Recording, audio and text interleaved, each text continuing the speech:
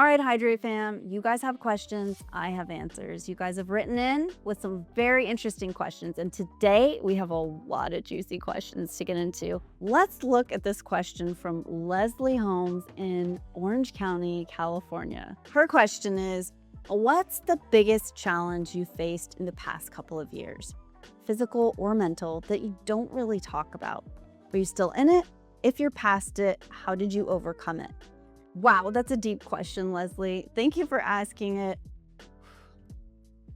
I would say the biggest struggle I've gone through in the past years is going through a divorce, having our family unit break. It was very painful for myself, the girl's dad, and of course my daughters.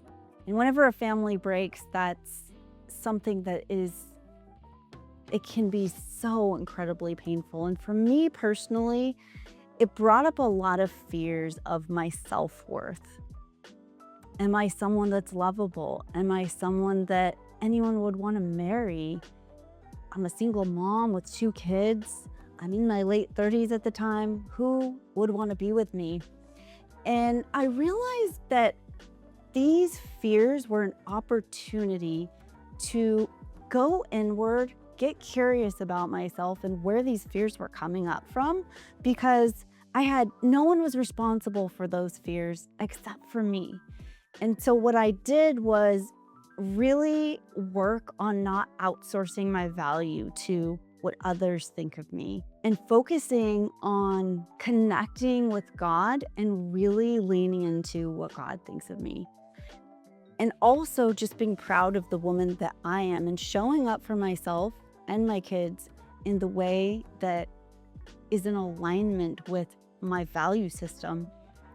And those things were such a great learning opportunity, because now I'm not worried like I was anymore about, am I worthy? Am I lovable? I know I am. And no one can ever tell me that I'm lovable or not lovable. I'm the only one that has that authority in my life to speak that for myself. So that is a wonderful question, Leslie. Thank you for asking it. All right, we have a great question from Dr. Perry Nicholson, also known as Stop Chasing Pain on Instagram. His question is, there are so many confusing and overwhelming takes on hydration. What's the most important first step you tell people for better hydration? Dr. Perry, I love this question because many people like you have the same question. What I always say to start with is, let's focus on how God intended hydration. If we look at nature, we're gonna learn a lot. What does nature do with water? It moves water, it moves it through mineral sources, and it's exposed to sunlight, moonlight. So if we want to have healing, hydrating water, the best thing to do is mimic nature. And we can do that by first filtering our water to make it clean so that it's free of contamination. But then what does nature do? It's re-mineralizing the water. It's getting mineralized and picking up so many different mineral sources from wherever it's located. So we can add a full spectrum mineral to the water and then keep the water moving. I love to keep it moving by vortexing the water. And those 3 things are the basics for mimicking nature. If you want to take an extra step, you can put your water in the sunlight, you can put it under the moonlight, and these are some topics that we talk about on the Hydrate podcast. But thank you so much for that question, Dr. Perry. This question's from Sam Stevenson. Sam has a 2-part question. The first one is that he's curious about the size of my mini trampoline. He says that he has one, but mine's small and perfect for anywhere indoors. The next question is that he's curious about my skincare routine. What do I use, and is it stuff that can be made at home? These 2 questions are excellent. The answer to your first question is that I use a Bellicon trampoline. It's a 49-inch trampoline. I love the Bellicon. It feels like the Bugatti of trampolines. It's just luxurious. When you step on it, you'll understand. The second question is about my skincare routine.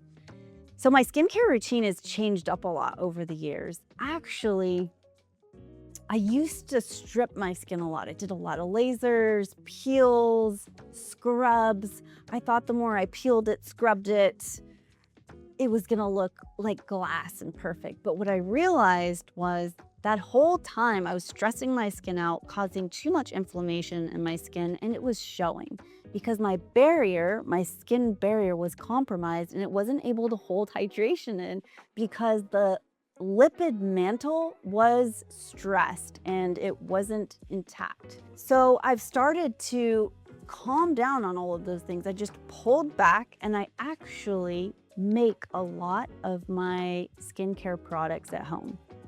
So one thing that I do is every day I use a ground up oatmeal and vitamin C and niacinamide blend. I put all those together with a really nice essential oil like some neroli or rose or lavender and mix it up, put it in a jar, and that goes inside of my shower. So when I'm taking a shower, it's a nice gentle scrub that I put on my face and let it sit like a mask to nourish, hydrate, and help calm my skin down with the beta glucans from the oats. And then at nighttime when I'm washing my face, washing off my makeup, I use a Castile soap that I blend up in my blender with jojoba oil. So I take a really high quality jojoba oil and a Castile soap with some essential oils, blend it in my blender, and it's this nice foamy whip, and I use that to wash my face with. As far as serums on my face, I use a zinc and niacinamide blend together every day. And then I add a lot of other things depending on the cocktail that I want for the day, but those are my basics.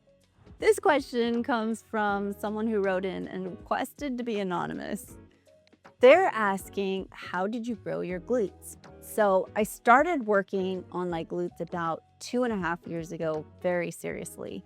And the reason was I learned that muscle is the longevity organ. And I thought, well, that's a very large muscle group to focus on so that I can age well and have really good metabolic health. And those are the main focuses for that. Obviously, you look better in your jeans and everything's a benefit and cherry on top, but for the health benefits, that was really important to me. So I was lucky enough to live in the same city as Brett Contreras, the glute guy, and his glute lab is really close to me here in Point Loma. So I started working with Brett, and one thing that he taught me that I didn't really know was the importance of progressive overload. I ran cross country in college. I've been moving forever, done yoga, going to the gym faithfully. But the one thing I was missing was the progressive overload and sticking to a plan.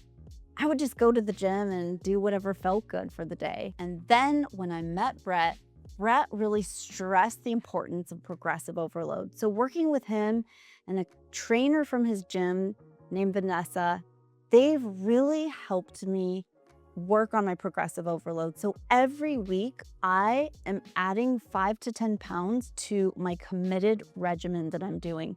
And that has made all the difference for helping change my body composition, reducing fat and gaining muscle. And also I'm reverse dieting. I eat more calories than I did before I was doing progressive overload, but somehow I have less fat and more muscle.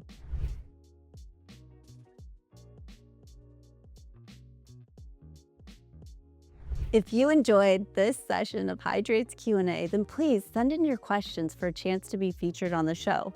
You can DM me on Instagram at Tracy Dews, or you can email my team at hydrate@tracydews.com. We'd love to hear what your questions are. Right, Theo? Oh my God. He wanted to get down.